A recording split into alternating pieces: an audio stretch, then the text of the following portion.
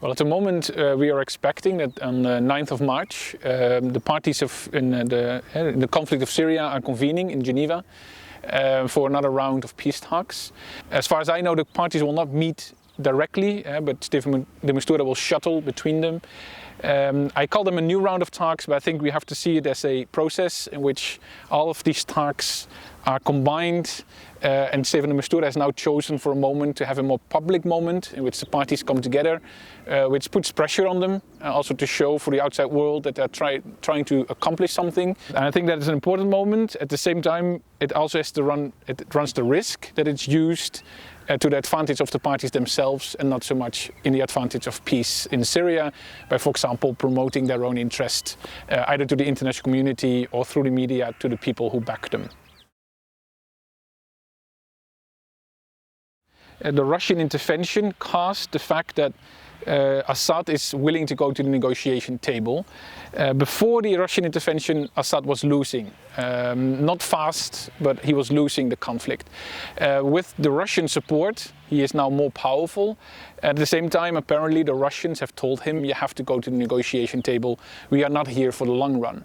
The military pressure, the mounting military pressure, also led to the opposition having more interest or more need to go to the negotiation table as well.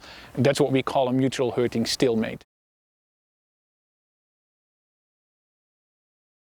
But of course, a mutual hurting stalemate is only one condition, and now the next steps are more about how are you willing to accept one another as viable, legitimate negotiation partners.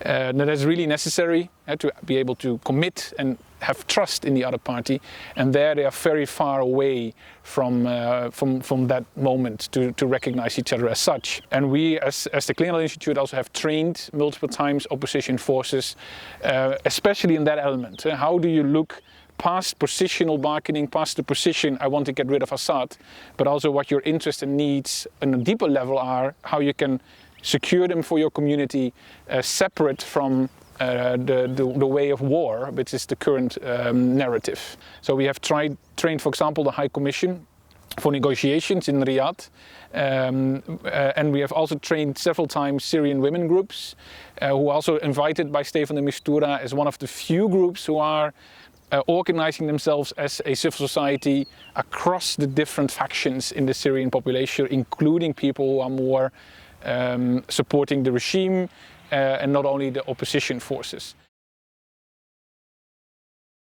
Well, I think first of all we need to be realistic, no matter what. So if this new round of talks is successful, this will still be a process of months, really months.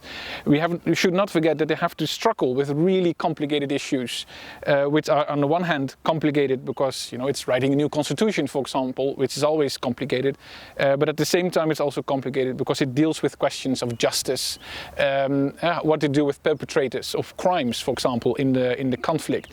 That is not an easy thing to solve. So these are very big challenges ahead, and that's even separate from the geopolitical structure in which the Russians are trying to use the Syrian conflict also into their own advantage, in putting pressure on the Americans, and unfortunately their struggle for land, which was reason why in January the talks were stalled, was very successful. So that means that it looks like the Syrian army together with the Russians can actually get even more ground from the opposition forces, and that means that there might be a risk that the mutual hurting stalemate is no longer in existence because they can win the war on the battlefield.